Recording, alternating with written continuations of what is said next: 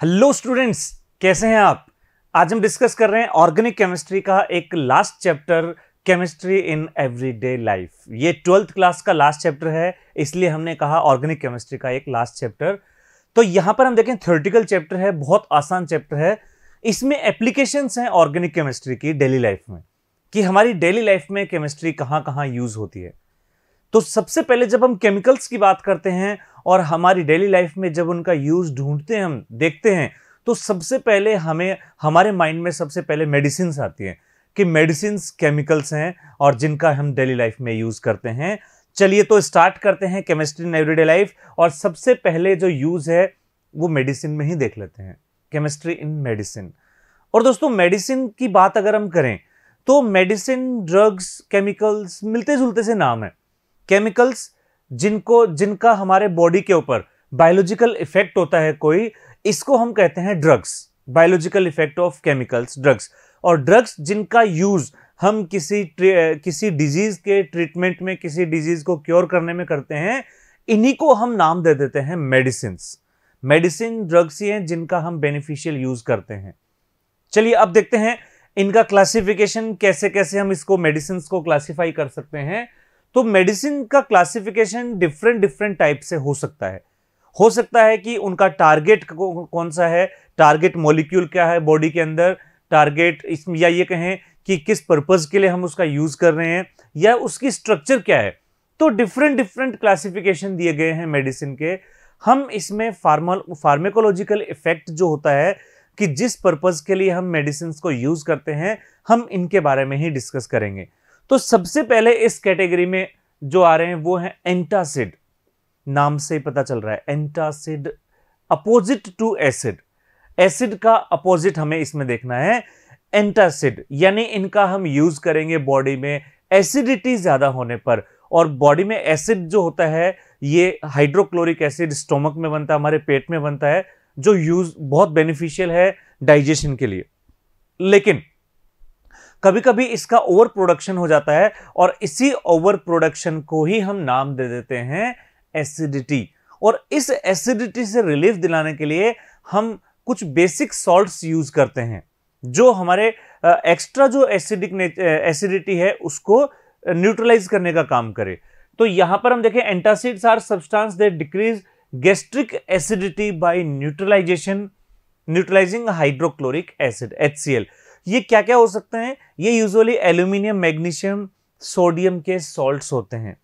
इसके अलावा हम सोडियम बाइकार्बोनेट भी यूज कर सकते हैं, बट ये इतना यूजफुल नहीं होता, क्योंकि ये जो होता है, ये बाइकार्बोनेट जो होता है, इसमें मतलब ये न्यूट्रलाइज तो करते हैं, बस बेसिक नेचर ज्यादा कर देते हैं, जो हमें नहीं चाहिए। तो जो कॉमनली यूज्ड होते हैं, जो हम मेडिकल स्टोर पर भी देखते हैं, डेली लाइफ में हमारे घरों में भी देखने को मिल जाते हैं, वो है सिमिटिडीन, रेनिटिडीन, जिसको रेंटेक, जेंटेक, इन नामों से मेडिकल स्टोर पर ये अवेलेबल होते हैं। चलिए नेक्स्ट हम आते हैं एंटासिड के बाद में। नेक्स्ट कैटेगरी है एंटीहिस्टामिन। दोस्तों, हिस्टामिन जो होता है एक वेसोडाइलेटर होता है, जिसकी हमारी बॉडी को बहुत रिक्वायरमेंट है। जब भी हमारी बॉडी में कोई फॉरेन पार्टिकल एंटर करता है, जैसे जो हनी बी होती है, ये जब, या जो ततैया होता है, जब ये डंक मारते हैं, स्ट्रिंग जो बॉडी के अंदर जाता है, तो वहां पर स्वेलिंग होने लग जाती है। वो क्यों होती है? क्योंकि हमारी डिफेंस सेल वहां पर कलेक्ट होती हैं उसको न्यूट्रलाइज करने के लिए, और इन डिफेंस सेल को यहां तक पहुंचाने के लिए हमें जरूरी होता है कि ब्लड फ्लो फास्ट हो, और ये ब्लड फ्लो हिस्टामिन की वजह से होता है। लेकिन अगर हिस्टामिन का ओवर प्रोडक्शन हो जाए, जिसको हम कहें हाइपर सेंसिटिविटी, या कॉमन लैंग्वेज में एलर्जी, तो एलर्जी के केस में क्या होता है कि हिस्टामिन का सिक्रीशन बहुत ज्यादा हो जाता है, और उस सिक्रीशन को रिड्यूस करने के लिए या उसको कंपनसेट करने के लिए हम यूज करते हैं ड्रग एंटीहिस्टामिन्स। एंटीहिस्टामिन ड्रग जो है वो यूज करते हैं, ठीक है। और कॉमनली यूज्ड जो एंटीहिस्टामिन है वो है डाइमेटेप और सेल्डेन। ये दो एग्जाम्पल हैं जिनका कॉमनली यूज होता है। आपने एक एग्जाम्पल एविल भी सुना होगा, एविल, वो भी इन्हीं का एग्जाम्पल है। एंटीहिस्टामिन के बाद नेक्स्ट है एंटीपायरेटिक। पायरेटिक मतलब होता है हीट, एंटीपायरेटिक का मतलब हीट को रिड्यूस करना। और बॉडी में हीट कब बनती है? जब हम कहते हैं फीवर हो रहा है, हीट जब ज्यादा होती है तो हम कहते हैं फीवर। यानी ये वो मेडिसिन हैं जिनको हम फीवर में यूज करेंगे। एंटीपायरेटिक, और एंटीपायरेटिक जो है इसके एग्जाम्पल आपने सुने होंगे, बहुत कॉमन एग्जाम्पल आपने सुना है पैरासीटामोल। जब भी फीवर होती है हम कहते हैं चलिए थोड़ा पैरासीटामोल ले लिया जाए, तो paracetamol and aspirin, these are common example of antipyretics. ये एंटीपायरेटिक के कुछ कॉमन एग्जाम्पल हैं। हालांकि एंटीपायरेटिक एनाल्जेसिक के साथ कंबाइंड होती हैं। चलिए देखें, तो फिर एनाल्जेसिक की बात करते हैं एक बार। नाम से पता चल रहा है एनाल्जेसिक मतलब होता है pain killers which give relief from pain, Hindi में कहें तो पीड़ाहारी। तो ये जो एनाल्जेसिक हैं जो पेन से रिलीफ दिलाते हैं, एनाल्जेसिक, इसको हम दो कैटेगरी में डिवाइड कर रहे हैं, और वो दो कैटेगरी हमने बनाई है narcotics and non narcotic. Narcotic इसका मतलब होता है ये इनका एडिक्शन होने लग जाता है, और ये नारकोटिक तब यूज करते हैं जब डिग्री ऑफ पेन बहुत ज्यादा हो। Degree of pain, degree of pain का मतलब है कि जैसे मान लो कोई मेजर एक्सीडेंट हुआ है, या प्रेगनेंसी के अंदर देखें, पास्चुरेशन में प्रेगनेंसी के टाइम पर, तो ऐसे में यहां पर नारकोटिक की रिक्वायरमेंट होती है। और इसके जो कॉमन एग्जांपल हैं वो है morphine, codeine and heroin. Morphine, codeine and heroin, तो इनकी लत पड़ जाती है, इनका एडिक्शन हो जाता है। अगर ये छोटे बच्चों में दे दी जाए, जैसे एक कफ की सिरप आती थी पहले ग्लाइकोडिन, उसमें कोडीन होता है, तो कोडीन का मतलब ये, कोडीन जो है वो इसी का है, एडिक्टिव। तो बच्चे क्या होते हैं जब खांसी नहीं भी हो रही थी तो भी कहते हैं चलो थोड़ा सा सिरप ले लेते हैं, तो वो लत पड़ना, तो वो है नारकोटिक। ठीक है, इसके बाद नेक्स्ट जो कैटेगरी है नॉन नारकोटिक। नॉन नारकोटिक जो होते हैं इनका एडिक्शन नहीं होता, इनकी लत नहीं पड़ती, ठीक है ना। और इनमें ये तब काम में लेते हैं जब नॉर्मल बॉडी पेन हो, जैसे हेडेक हो रहा हो, स्टोमक एक हो रहा हो, टूथ एक हो रहा हो, बॉडी पेन हो रहा हो, तब ये काम में लेते हैं अपन नॉन नारकोटिक। और इसके जो बहुत ही कॉमन एग्जाम्पल हैं वो एग्जाम्पल पैरासीटामोल एंड एस्प्रिन। और ये जो पैरासीटामोल, एस्प्रिन, या एक और एग्जाम्पल यहां पर देखें ब्रूफेन या आईब्रूफेन, प्रोफेन, ये जो है ये एग्जाम्पल है यहां पर नॉन नारकोटिक के। और नॉन नारकोटिक एनाल्जेसिक जो होते हैं ये एंटीपायरेटिक के साथ एसोसिएटेड रहते हैं, यानी पैरासीटामोल एनाल्जेसिक भी है, एंटीपायरेटिक, एस्प्रिन एनाल्जेसिक भी है, एंटीपायरेटिक। इसके अलावा ये जो एस्प्रिन है, स्पेशली एस्प्रिन, ये एस्प्रिन हार्ट अटैक में भी यूजफुल होती है। ये ब्लड को थिन बनाते हैं, और ब्लड को थिन बनाते हैं। हार्ट अटैक में क्या होता है कि जो वेसल्स होती हैं उनके अंदर ये कहें ब्लॉकेज होने लग जाते हैं, और एक तरह से कहें जो ब्लड फ्लो है वो कम हो जाता है बहुत ज्यादा। तो ब्लड फ्लो को फास्ट करने के लिए एस्प्रिन हम ले सकते हैं, ये थिन करेगा और थोड़ा सा ब्लड फ्लो फास्ट हो जाएगा, यानी एटलीस्ट हम उस कंडीशन में पहुंच जाएंगे हार्ट अटैक में कि हम हॉस्पिटल तक जा सकें, इतना ये प्रिवेंट कर देगा। नेक्स्ट इसके बाद में है एंटी माइक्रोबियल्स। नेक्स्ट कैटेगरी में आ रहे हैं एंटी माइक्रोबियल्स, माइक्रोब्स के अगेंस्ट वर्क करने वाले एंटी माइक्रोबियल। और उसमें हम एक कैटेगरी देख रहे हैं एंटीसेप्टिक एंड डिसइंफेक्टेंट। दोस्तों एंटीसेप्टिक और डिसइंफेक्टेंट दोनों ही माइक्रोब्स को किल करने का या उनकी ग्रोथ को इनहिबिट करने का काम करते हैं, लेकिन दोनों का जो वर्क एरिया है वो डिफरेंट होता है। एंटी माइक्रोबियल है, एंटीसेप्टिक भी और डिसइंफेक्टेंट भी। एंटीसेप्टिक जो होता है ये माइक्रो ऑर्गेनिज्म को, माइक्रोब्स को किल करते हैं, लेकिन इनका यूज हम लिविंग टिश्यूज पर करते हैं। इनका यूज जो होता है ये लिविंग टिश्यूज, क्योंकि ये लिविंग टिश्यूज के लिए हार्मफुल नहीं होते। तो वुंड्स होते हैं या बॉडी में जो कट लग जाते हैं, उन सब में हम एंटीसेप्टिक्स का यूज करते हैं। एंटीसेप्टिक, जैसे हम कॉमन एंटीसेप्टिक की बात करते हैं डिटोल, हम जब कभी हमें चोट लग जाती है हम उस पर डिटोल लगाते हैं हमारी चोट पर, तो वो एंटीसेप्टिक है। यानी एंटीसेप्टिक का मतलब ये हो गया लिविंग टिश्यूज या हमारी स्किन पर अगर कोई भी हमें एंटीमाइक्रोबियल प्रोसेस करनी है, वुंड हो गया, चोट लग गई, तो वहां से हम चाहते हैं कि बैक्टीरिया ग्रोथ ना करें, वहां नहीं आए, तो हम एंटीसेप्टिक काम में लेंगे। नेक्स्ट देखें इसके बाद में डिसइंफेक्टेंट। डिसइंफेक्टेंट का सेम वही फंक्शन है जो एंटीसेप्टिक का होता है, लेकिन डिसइंफेक्टेंट नॉन लिविंग सरफेस पर यूज करते हैं। जैसे फ्लोर हुआ, फर्श हुआ, जैसे फ्लोर या वुडन सरफेस या इन सब पर काम में लेते हैं अपन। तो these chemical substance which are used to kill micro organism but they can not be applied on living tissues are called disinfectant. These are commonly applied in animate object, यानी कि इनएनिमेट का मतलब क्या हो गया, नॉन लिविंग ऑब्जेक्ट। ठीक है, जैसे हम फर्श साफ करते हैं, फिनाइल का पोछा लगाते हैं, वो फिनाइल एक तरह से क्या है, डिसइंफेक्टेंट। तो यहां पर हम कुछ एग्जांपल देख रहे हैं, जैसे कुछ एग्जांपल ऐसे भी होते हैं जो एंटीसेप्टिक की तरह बिहेव भी करते हैं और डिसइंफेक्टेंट भी। उसमें एक एग्जांपल है यहां पर फिनोल का, एग्जाम में आ चुका है ये फिनोल, कि फिनोल जब 0.2% सॉल्यूशन होता है तो एंटीसेप्टिक होता है, लेकिन 1 to 2% होता है जब ये, तो ये डिसइंफेक्टेंट का वर्क करने लग जाता है। यानी डिसइंफेक्टेंट में हमें कंसंट्रेशन हाई रखनी होती है। नेक्स्ट देखें कुछ और एग्जांपल।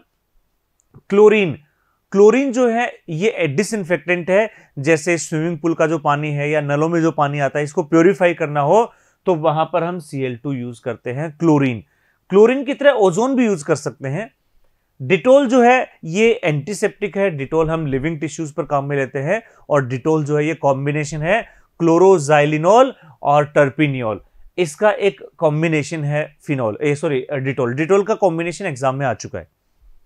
बिथ्योनल, बिथ्योनल भी एंटीसेप्टिक है, जिसका यूज सोप को एक एंटीसेप्टिक बनाने में करते हैं हम। और बिथ्योनल ये रिसेंटली 2-3 साल पहले ही नीट में आया हुआ है। बिथ्योनल इंपॉर्टेंट है कि क्वेश्चन था सोप को एंटीसेप्टिक बनाने के लिए कौन सा केमिकल यूज करेंगे। नेक्स्ट इसके बाद में है टिंचर आयोडीन, या आयोडीन जो होता है टिंचर आयोडीन, ये भी एंटीसेप्टिक की तरह बिहेव करता है, टिंचर ऑफ आयोडीन। तो ये कुछ एग्जाम्पल थे एंटीसेप्टिक एंड डिसइंफेक्टेंट के। नेक्स्ट कैटेगरी जो है neurologically active drugs. Neurologically active drugs में एनाल्जेसिक भी आते हैं, जिसका सीधा सीधा रिलेशन ब्रेन से है। पेन किलर क्या करते हैं, ये हमारे जो ब्रेन के अंदर जो नर्व्स हैं, जो पेन जिससे हमें फील होता है उसको स्लो करते हैं, स्लो कर देते हैं। तो इससे क्या होता है कि जो हमें जो पेन है उसको फीलिंग ही नहीं आती पेन की। हालांकि जिस वजह से पेन हो रहा है वो वजह खत्म नहीं होती, सिर्फ पेन जो अपने को है महसूस नहीं होता।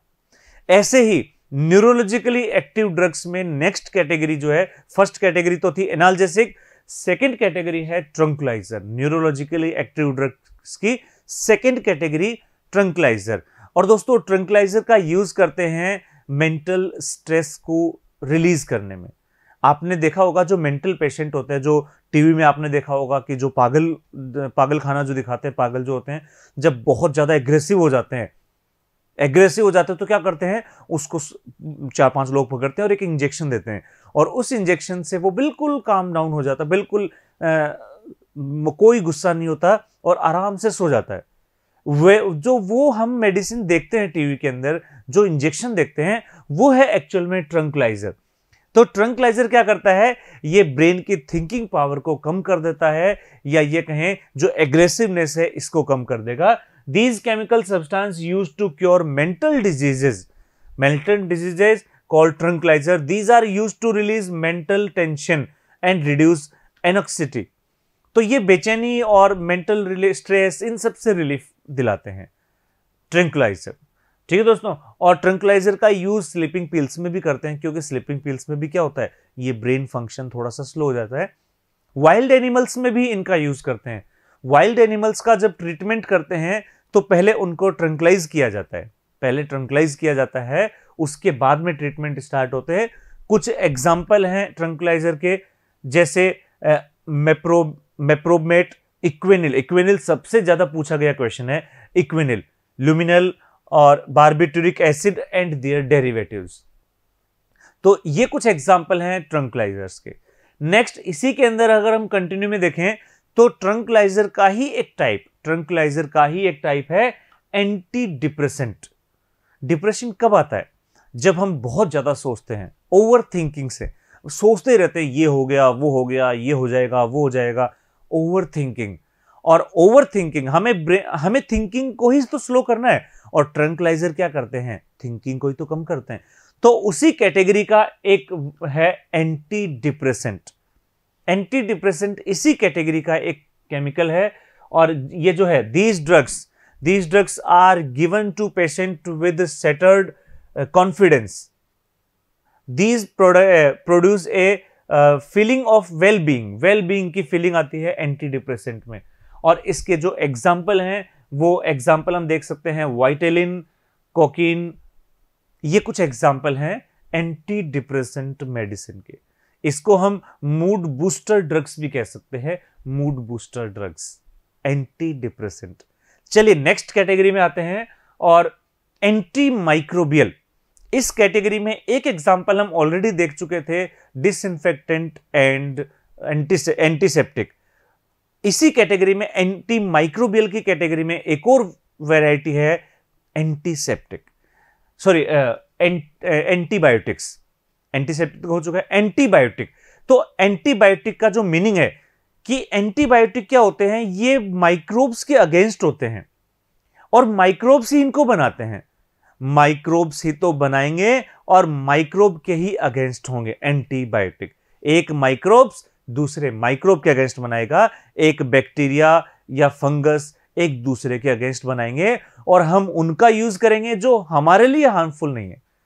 ठीक है ना, जो माइक्रोब्स के लिए तो हार्मफुल हो लेकिन अपने लिए नहीं हो, अपनी बॉडी के लिए, उनका यूज, उनको हम कहेंगे एंटीबायोटिक्स। और जो सबसे पहले एंटीबायोटिक का यूज किया गया, जो बनाई गई एंटीबायोटिक, वो थी सक्सेसफुल एंटीबायोटिक पेनिसिलिन, और इसका यूज किया गया, डिस्कवर किया गया अलेक्जेंडर फ्लेमिंग 1920 में। चलिए देखते हैं इसके क्या क्या है ये एंटीबायोटिक्स में। इसमें जो बहुत ही कॉमन एग्जांपल है एंटीबायोटिक का, जैसे अभी हमने देखा पेनिसिलिन। पेनिसिलिन जो होता है, पेनिसिलिन एंड एमोक्सिसिलिन, आप सुनते भी होंगे डेली लाइफ में इनका यूज, इनका वर्ड, ये नाम सुनते होंगे। These are some modification of penicillins. और इनका जो है ये एक नोट किया गया है कि पेनिसिलिन जो होता है ये कुछ लोगों में एलर्जी क्रिएट करता है, और इसकी एलर्जी इतनी खतरनाक होती है इवन डेथ भी हो जाती है, और मोस्टली डेथ हो जाती है अगर एलर्जी है तो। इसीलिए जब भी किसी पेशेंट को पेनिसिलिन देते हैं तो वहां एक इसका ये कहें एंटीबायोटिक एलर्जी टेस्ट करते हैं। एक स्किन की थोड़ी सी दूर पर आप एक हल्का सा डोज में इंजेक्शन लगाते हैं, बिल्कुल माइन्यूट में, और अगर वहां एलर्जी हो रही है, अगर स्किन पर स्वेलिंग हो रही है, तो नहीं किया जाता है, इसके बाद इसको पेनिसिलिन नहीं दी जाएगी आगे। ठीक है, तो ये जो एंटीबायोटिक्स होती हैं, एंटीबायोटिक वैसे दो कैटेगरी की होती हैं, जिसमें दो कैटेगरी होती है, बैक्टीरियोसाइडल, बैक्टीरियोस्टैटिक। बैक्टीरियोसाइडल का मतलब होता है जो बैक्टीरिया को किल कर दे, और बैक्टीरियोस्टैटिक जो बैक्टीरिया की ग्रोथ को इनहिबिट करे। दोनों ही ठीक हैं। अगर मान लो हमने बैक्टीरिया की ग्रोथ को इनहिबिट कर दिया, तो बैक्टीरिया की लाइफ साइकिल बहुत छोटी होती है, अगर वो ग्रोथ नहीं कर पा रहा है तो वो वहां से हट जाएगा, वहां से रिमूव हो जाएगा। या फिर बैक्टीरियोसाइडल, दोनों ही ठीक है। उसमें से उसके अलावा एक कैटेगरी और होती है एंटीबायोटिक्स की, 3 कैटेगरी में डिवाइड किया है, broad spectrum, narrow spectrum and limited spectrum. Broad spectrum का मतलब होता है कि जिसमें ग्राम पॉजिटिव ग्राम नेगेटिव दोनों तरह के बैक्टीरिया कवर हो जाते हैं, दोनों तरह के बैक्टीरिया पर डोमिनेंट मतलब इफेक्टिव होते हैं। नैरो स्पेक्ट्रम में क्या होता है, या तो ब्रॉड स्पेक्ट्रम पर ही काम करेंगे या नैरो स्पेक्ट्रम, सॉरी इसमें या फिर या तो ग्राम पॉजिटिव पर ही काम करेंगे या ग्राम नेगेटिव पर ही। लिमिट जो नैरो स्पेक्ट्रम है, या तो ग्राम पॉजिटिव या ग्राम नेगेटिव। लिमिटेड स्पेक्ट्रम एक या दो बैक्टीरिया पर ही वर्क करते हैं, लिमिटेड। चलिए देखें, पेनिसिलिन जो है एक नैरो स्पेक्ट्रम है।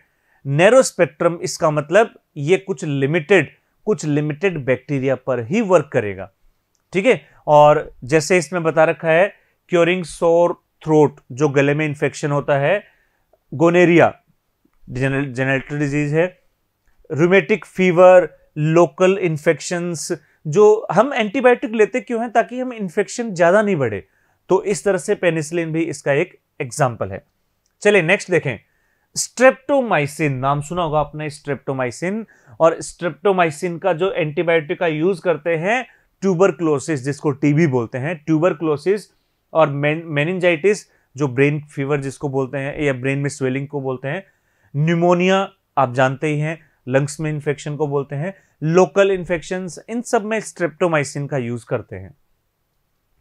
नेक्स्ट है ब्रॉड स्पेक्ट्रम। हमने कहा ब्रॉड स्पेक्ट्रम में ये एक वेराइटी ऑफ बैक्टीरिया पर वर्क करता है, ग्राम पॉजिटिव ग्राम नेगेटिव जो है, और बहुत सारे डिजीज को ये क्योर करते हैं। जैसे इसके एग्जाम्पल हैं, एग्जाम्पल देखिए, एग्जाम्पल इंपॉर्टेंट है, एग्जाम्पल जैसे टेट्रासाइक्लिन, क्लोरोमाइसिटिन, इसके अलावा क्लोरमफेनिकोल, ये सब यूज करते हैं। ये सारे के सारे हैं ब्रॉड स्पेक्ट्रम एंटीबायोटिक, और इनका यूज आपको बता रखा है यहां पर, curing typhoid, acute fever, dysentery, whooping cough, pneumonia, eye infection, urinary infections, इन सब में ब्रॉड स्पेक्ट्रम का यूज हम करेंगे।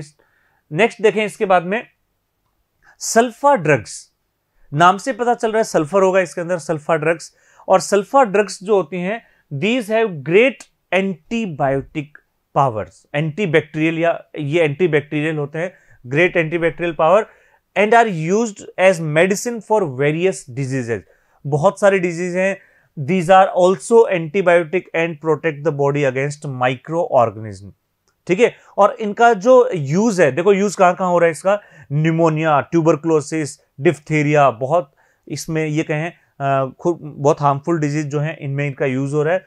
और इनके एग्जाम्पल देखें, एग्जाम्पल जैसे ये दो एग्जाम्पल हमें दे रखे हैं, सल्फाडाइजिन और सल्फेनिलिमाइड, ये इसके एग्जाम्पल हैं सल्फा ड्रग्स के। चलिए, और मेडिसिन, केमिस्ट्री इन मेडिसिन जितना पार्ट हम जो देख रहे थे एवरीडे लाइफ का, उसका लास्ट सेक्शन है, और वो है anti fertility drug.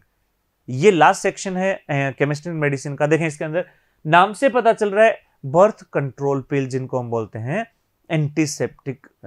Anti fertility drug, birth control pills, इनका यूज करते हैं। और ये ओरल कॉन्ट्रासेप्टिव मेडिसिन होती हैं, ओरल, जिनको बर्थ कंट्रोल या पिल्स की तरह जो काम में आती हैं। और ये जो होते हैं, ये एस्ट्रोजन एंड प्रोजेस्टेरोन के डेरिवेटिव्स होते हैं। एंटी फर्टिलिटी ड्रग्स, नाम आपने बहुत सुन रखा होगा, एस्ट्रोजन प्रोजेस्टेरोन के डेरिवेटिव। और इनके एग्जाम्पल हम देखें, जो कॉमन ब्रांड नेम है इनके, वो है, एग्जाम्पल हम देखें, और ये है जो नोरएथिंड्रोन और एस्ट्राडायोल एंड नोरएथिंड्रोन, ये कुछ कॉमन एग्जाम्पल हैं एंटी फर्टिलिटी ड्रग्स के। तो ये तो था केमिस्ट्री इन मेडिसिन। चलिए अब देखते हैं हम केमिस्ट्री इन फूड। चलिए अब देखते हैं केमिस्ट्री इन एवरीडे लाइफ का सेकंड पार्ट, और वो है केमिस्ट्री इन फूड। अभी तक हम देख रहे थे केमिस्ट्री इन मेडिसिन, अब हम देख रहे हैं कि जो डेली लाइफ में फूड है, फूड इंडस्ट्री है, इसमें हम केमिकल्स को कैसे कैसे यूज कर सकते हैं। चलिए देखें, कुछ पॉइंट्स देखते हैं इसके लिए। सबसे पहला, केमिकल्स फूड में एडेड क्यों किए जाते हैं, तो उसमें रीजन है देयर प्रिजर्वेशन। हम देखते हैं कि जो पैकिंग वाले फूड होते हैं बहुत लंबे टाइम तक चल जाते हैं। क्यों चलते हैं बहुत लंबे टाइम तक? क्योंकि इसमें प्रिजर्वेटिव होते हैं जो फूड पार्टिकल के ऑक्सीडेशन को या उनको स्पॉइल होने से प्रिवेंट करते हैं। नेक्स्ट है एनहांसिंग देयर अपील। तो इसमें क्या करते हैं, कुछ फूड कलर्स मिला देते हैं। तो फूड कलर्स मिलाने से जो होता है वो अट्रैक्टिव लगने लग जाता है फूड, जिसमें जो ये कंजप्शन जिससे ज्यादा हो जाए। नेक्स्ट है adding nutritive value. Nutritive value भी हम ऐड कर सकते हैं फूड के अंदर, जैसे मल्टीविटामिन्स और ये सब। तो इसमें हम कुछ कैटेगरी डिवाइड कर रखी हैं फूड केमिकल्स की, कि फूड एडिटिव जो होते हैं फूड के अंदर, जिनको हम ऐड करते हैं, कौन कौन से हैं चलिए देखते हैं। सबसे पहला है फूड कलर। जैसा हमने कहा अपील को इंक्रीज करने के लिए फूड जो है, तो इससे क्या होता है, कंजप्शन ज्यादा होता है, फूड ज्यादा अट्रैक्टिव लगता है। जैसे डिफरेंट कलर की जो स्वीट्स होती हैं उनको हम मान सकते हैं। नेचुरल जो कलरिंग एजेंट है वो तो हल्दी होता है, टेमरिंड हल्दी। लेकिन वैसे अगर नॉर्मली हम केमिकल्स में देखें तो बहुत सारे केमिकल्स हम as a food colour use कर सकते हैं। नेक्स्ट है फ्लेवर एंड स्वीटनर्स। स्वीटनर वैसे तो नेचुरल स्वीटनर जो होता है, नेचुरल स्वीटनर वो तो है सुक्रोज, नेचुरल स्वीटनर, लेकिन आर्टिफिशियल स्वीटनर भी हम यूज करेंगे। फ्लेवर्स, डिफरेंट टाइप के फ्लेवर्स जो आप जानते हैं, जैसे आइसक्रीम वगैरह में होते हैं, केमिकल्स यूज कर सकते हैं हम। फैट इमल्सिफायर, ये मिल्क इंडस्ट्री में काम में लेते हैं। स्टेबलाइजिंग एजेंट, जो मिल्क जो होता है उसको थिक बनाने के लिए हम इनका यूज कर सकते हैं। इसके बाद नेक्स्ट है फ्लोर इंप्रूवर। तो हम देखते हैं जो फ्लोर होता है, जो आटा होता है, जिसमें बहुत दिनों तक जो चल जाता है फ्लोर, वैसे नेचुरल जो आटा होता है, फ्लोर होता है, ये बहुत जल्दी खराब हो जाता है, लेकिन अगर केमिकल्स कुछ ऐड कर दें तो लॉन्ग टाइम तक भी चल जाएगा। नेक्स्ट है इसके बाद एंटीऑक्सीडेंट। एंटीऑक्सीडेंट हमारी डेली लाइफ में आजकल बहुत जरूरी हो गया है, क्योंकि ये जो फास्ट फूड हम खाते हैं जिसमें फ्री रेडिकल्स बनते हैं, उनको न्यूट्रलाइज करने के लिए हम एंटीऑक्सीडेंट का यूज करते हैं। बहुत बेनिफिशियल है। प्रिजर्वेटिव, जैसा कि हमने थोड़ी देर पहले बात की थी प्रिजर्वेटिव की, एक बार थोड़ा आगे और बात करेंगे हम इसको। न्यूट्रिशनल सप्लीमेंट्स, ये सबसे इंपॉर्टेंट पार्ट है, क्योंकि न्यूट्रिटिव वैल्यू तो यही इंक्रीज करते हैं, और ये हैं food supplement such as minerals, vitamins, amino acids, ठीक है ना। तो ये सबसे इंपॉर्टेंट पार्ट है केमिकल्स का, जो न्यूट्रिटिव वैल्यू को इंक्रीज करता है। इसके बाद नेक्स्ट देखें, artificial sweetening agent. Artificial sweetening agent, natural sweetening agent तो सुक्रोज होता है, लेकिन कुछ आर्टिफिशियल स्वीटनिंग एजेंट भी हैं, जैसे एस्पार्टेम, सेकेरिन, सुक्रालोज, एलिटेम, ये कुछ कॉमन एग्जांपल हैं आर्टिफिशियल स्वीटनर के। अगर हम इनके ब्रैकेट में जो वैल्यूज हैं, ये है नेचुरल स्वीटनर जो होता है सुक्रोज, इसके कंपैरिजन में कितने टाइम्स ये मोर इफेक्टिव हैं। जैसे ये 100 टाइम्स मोर इफेक्टिव है, इसका मतलब 100 केजी जितना मीठा करते हैं, 100 केजी चीनी, शुगर जितना स्वीट करेंगे, जितना मीठा करेंगे, उतना ये 1 केजी कर लेगा। एलिटेम में देखिए 2000, यानी 2000 केजी शुगर जितना मीठा करेगा, उतना ये 1 केजी एलिटेम करेगा। तो ये जो है आर्टिफिशियल स्वीटनर, और इन आर्टिफिशियल स्वीटनर का हम डायबिटिक पेशेंट जो होते हैं उनके लिए इजीली बहुत अच्छा यूज होता है, क्योंकि जो नेचुरल स्वीटनर है सुक्रोज, ये हमारी बॉडी में जाके ग्लूकोज में चेंजेस होता है, ग्लूकोज के अंदर कन्वर्ट होता है, और वो ग्लूकोज हमारी बॉडी में ब्लड शुगर लेवल को इंक्रीज करता है, ग्लूकोज। लेकिन यहां पर हम देख रहे हैं ये जो आर्टिफिशियल स्वीटनर होते हैं, ये अनचेंज्ड बॉडी से बाहर निकल जाएंगे, बिना चेंज हुए बॉडी से बाहर निकल जाएंगे, एक्सक्रीट हो जाएंगे। तो ये यूजफुल है, सिर्फ मीठा करते हैं और कोई इफेक्ट ज्यादा नहीं डालते हैं। हालांकि अगर ये आर्टिफिशियल कहें तो थोड़ा सा तो इसमें साइड इफेक्ट होगा, बट कंपनसेट हो जाता है। एस्पार्टेम की बात करें तो most successful and widely used artificial sweetener है, शुगर फ्री जिसको बोलते हैं हम। इट इज रफली 100 times sweet as cane sugar. It is methyl ester of dipeptide formed from aspartic acid and phenylalanine। और इसका ये यूज जो है ये लिमिटेड यूज है, क्योंकि ये हाई टेम्परेचर पर अनस्टेबल होता है, इसलिए जिसको कोल्ड फूड है जैसे कोल्ड ड्रिंक्स वगैरह हैं, केवल वहीं तक ये लिमिटेड रहता है। इसके बाद एलिटेम। एलिटेम में बहुत ज्यादा जो है इसकी स्वीटनिंग पावर होती है, और इसकी मिठास, इसकी स्वीटनिंग पावर को कंट्रोल करना बहुत मुश्किल होता है। 2000 टाइम्स ये हैवी होता है, तो ये भी एक हाई पोटेंसी स्वीटनर है। नेक्स्ट देखें सुक्रालोज। और सुक्रालोज जो है ये ट्राइक्लोरो डेरिवेटिव है सुक्रोज का, और अपीयरेंस जो टेस्ट जो है बिल्कुल शुगर की तरह है, इसलिए जो हम शुगर फ्री जिसको हम डेली लाइफ में यूज करते हैं वो यही है सुक्रालोज। नेक्स्ट देखें इसके बाद में, नेक्स्ट कैटेगरी है food preservative. Natural food preservative तो होते हैं शुगर, सॉल्ट एंड ऑयल, ये तो नेचुरल प्रिजर्वेटिव होते हैं। लेकिन कुछ आर्टिफिशियल प्रिजर्वेटिव भी होते हैं, जैसे sodium benzoate, ascorbic acid, sorbic acid, sodium benzoate, ये सब भी जो हैं केमिकल्स हैं जिनको हम फूड प्रिजर्वेटिव में यूज करते हैं। फूड को ऑक्सीडाइज या स्पॉइल होने से ये प्रिवेंट करेंगे। ठीक है, तो ये तो था केमिस्ट्री इन फूड। अब लास्ट पार्ट हम देख रहे हैं केमिस्ट्री इन एवरीडे लाइफ का, और वो है क्लींजिंग एक्शन, या ये कहें cleansing agent, soap and detergent.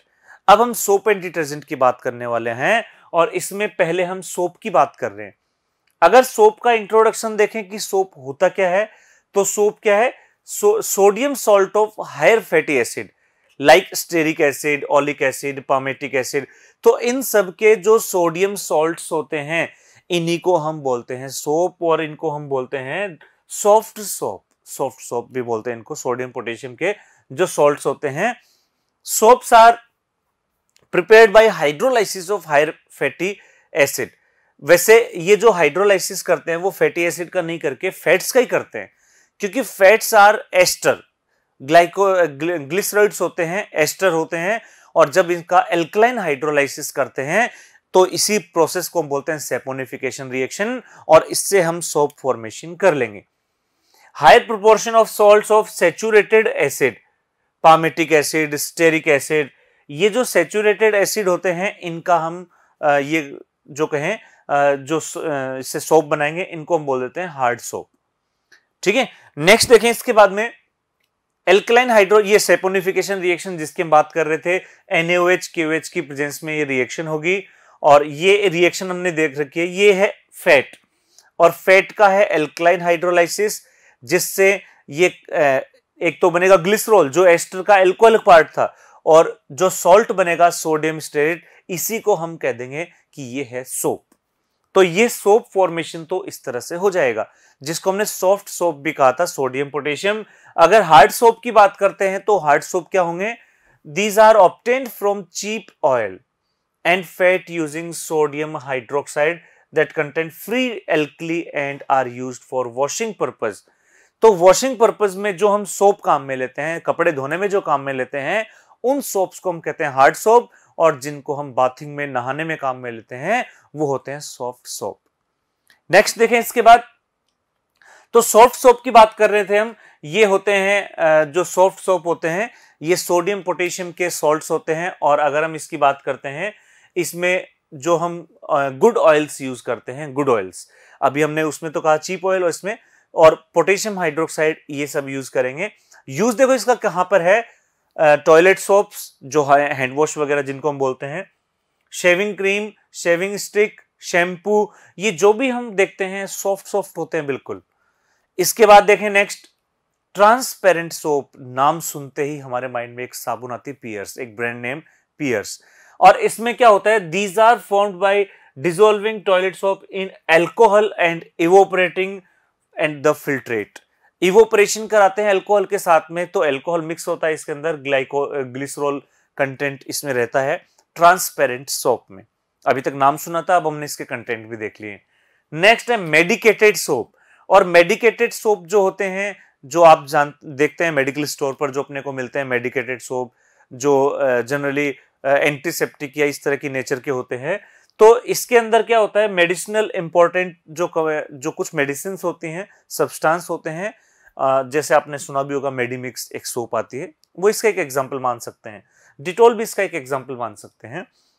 Next है इसके बाद में क्लींजिंग एक्शन ऑफ सोप, कि सोप वर्क कैसे करता है, सोप वर्क कैसे करता है।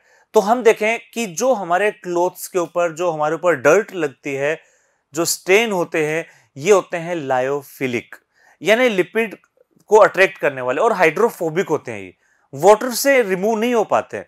जो हाइड्रोफिलिक होता है वो तो वाटर से रिमूव हो जाता है।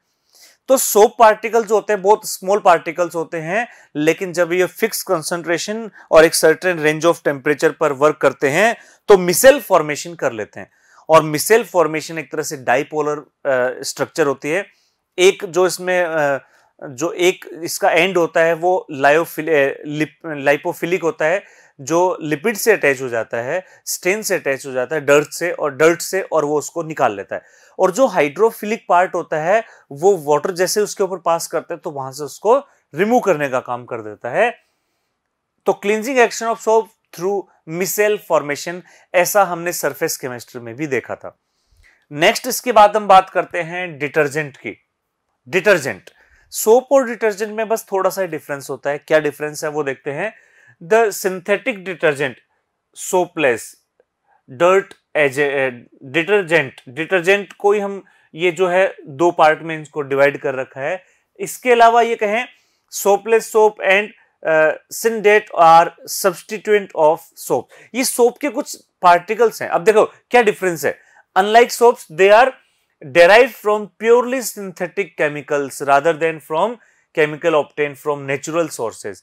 तो जो सोप की हम बात कर रहे थे वो तो नेचुरल सोर्सेज से मिल रहा था। हमने कहा फैट, एनिमल फैट से ऑब्टेन हो रहा था, नेचुरल ऑयल से ऑब्टेन हो रहा था, लेकिन ये प्योरली सिंथेटिक होते हैं।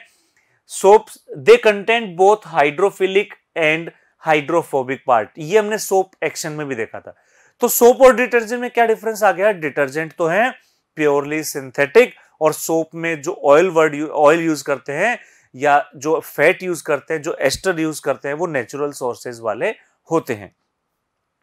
इसके बाद नेक्स्ट देखें, वैसे अगर हम सोप और डिटर्जेंट में कंपेयर करें तो सोप जो होते हैं वो हार्ड वाटर में वर्क नहीं करते, वाटर में वर्क नहीं करते सोप, क्योंकि वो कैल्शियम के साथ स्कम बना लेते हैं, इनसॉल्युबल पार्ट।